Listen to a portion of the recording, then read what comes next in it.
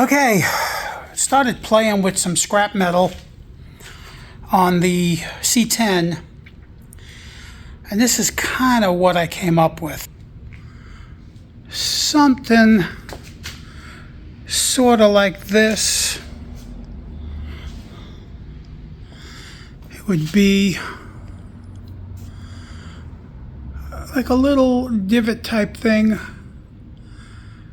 I don't know. I'm working on it. Okay, guys, just a quick one today. Like and subscribe. To show you guys, rear seat is in, console is in, rug is good. We're getting there. We're getting there.